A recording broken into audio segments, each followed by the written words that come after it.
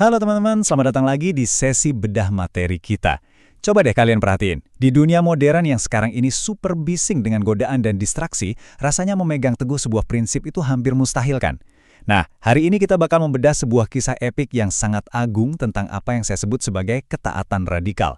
Lewat kisah Nabi Ibrahim dan putra beliau Nabi Ismail, kita bakal melihat semacam cetak biru abadi tentang gimana sih seorang manusia bisa tetap bertahan dan berserah diri secara total, bahkan saat ujian paling ekstrim menghantam hidup mereka. Yuk kita mulai. Oke, ini dia peta perjalanan kita hari ini. Kita bakal mulai dari mengenal tokoh utamanya, lalu membahas makna sejati dari ketaatan, melihat ujian di padang tandus, puncaknya pada perintah menyembelih, hikmah di baliknya, dan terakhir keteladanan dalam kehidupan modern. Langsung aja kita masuk ke bagian pertama, tokoh utama kita Nabi Ibrahim dan Nabi Ismail. Coba deh kalian perhatiin eskalasi luar biasa dari ujian yang dihadapi Nabi Ibrahim ini.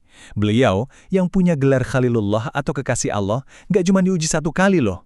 Bayangin aja, mulai dari ancaman fisik dibakar hidup-hidup, lalu ditolak mentah-mentah sama masyarakatnya, harus nunggu puluhan tahun sampai usia senja cuma buat punya anak, sampai akhirnya dikasih ujian psikologis terberat yang melibatkan nyawa keluarganya sendiri.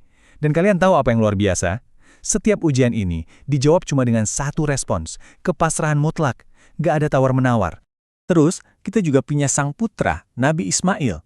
Lahir dari seorang ibu yang luar biasa, Siti Hajar. Karakter anak ini tuh benar-benar cerminan keteguhan ayahnya. Beliau ini bukan sekadar penerima perintah, teman-teman. Nabi Ismail adalah pondasi keturunan bangsa Arab, jalur nasab yang nantinya melahirkan Nabi Muhammad. Ketaatan, bakti, kesabaran yang luar biasa, dan kejujuran tingkat tinggi, itu semua udah jadi DNA di dalam karakternya. Oke, sekarang kita lanjut ke bagian 2, makna ketaatan dalam Islam. Kalau kita buka surah An-Nur ayat 51, Allah itu merangkum esensi dari seorang mukmin sejati cuma dalam satu sikap simpel. Kami mendengar dan kami taat. Perhatiin deh, nggak ada kata tapi, nggak ada negosiasi, nggak ada syarat. Ayat inilah yang sebenarnya jadi fondasi utama dari seluruh kisah yang lagi kita bedah ini. Jadi, poin krusialnya tuh di sini. Ketaatan sejati itu bukanlah kepatuhan pasif yang cuma dilakuin pas situasinya lagi gampang atau nguntungin kita. Bukan gitu. Ketaatan sejati adalah ketundukan aktif, dan itu baru benar-benar teruji ketika perintah tersebut berbenturan langsung sama ego, logika, dan hawa nafsu kita. Mendahulukan syariat, bahkan ketika hal itu bikin kita rugi secara materi atau bikin kita dicemooh orang lain. Masuk ke bagian 3, ujian di padang tandus. Sekarang coba posisikan diri kalian di sana. Bayangin teror psikologisnya. Nabi Ibrahim diperintahkan untuk meninggalkan istrinya, Siti Hajar, dan bayi mereka yang masih merah di lembah Mekah. Waktu itu, tempat itu kosong melompong, nggak ada manusia, nggak ada makanan, dan panasnya mematikan. Waktu Nabi Ibrahim berbalik untuk pergi, Siti Hajar nanya satu pertanyaan yang benar-benar jadi penentu. Apakah Allah yang memerintahkan ini? Dan Ibrahim cuma menjawab, ya. Dan respon Siti Hajar, wah ini sih definisi murni dari penerimaan radikal. Dengan kalimat, kalau begitu Allah tidak akan menyia-nyiakan kami, tiba-tiba semua kepanikan manusiawinya itu lenyap. Sepasang suami istri ini sama-sama mengeksekusi perintah Allah, tanpa harus dikasih bocoran dulu apa skenario akhir Tuhan di balik semua penderitaan itu. Percaya 100%. Tapi ingat, tawakal itu tetap butuh action, butuh keringat. Siti Hajar nggak cuma diam, beliau berlari bolak-balik antara Bukit Sofa dan Marwah sampai 7 kali. Untuk ukuran sekarang, itu setara dengan lari lebih dari 3 km di tengah terik gurun. Gak masuk akal kan? Tapi justru dari kesulitan ekstrim dan ikhtiar keras inilah, mujizat air Zam-Zam itu muncul. Perjuangan hidup mati seorang ibu tunggal di masa lalu ini, sekarang diabadikan dan dipraktikkan oleh miliaran orang setiap tahunnya dalam ibadah sa'i. Luar biasa banget. Sekarang kita sampai di klimaks cerita. Bagian 4, puncak ketaatan, perintah menyembelih. Teman-teman, ini adalah ujian yang paling menyayat hati. Anak yang udah ditunggu kelahirannya puluhan tahun, yang lagi lucu-lucunya, tiba-tiba diperintahkan untuk dikorbankan. Dan yang bikin merinding, perintah itu datang cuma lewat mimpi. Tapi buat seorang nabi, mimpi itu adalah wahyu yang mutlak. Ibrahim nggak protes, nggak mendebat Tuhan. Beliau temui putranya dan sampaikan langsung perintah itu, karena cintanya pada Sang Pencipta jauh melampaui ikatan duniawi apapun. Dan kalian tahu gimana respons Ismail? Ini benar-benar kontras yang luar biasa.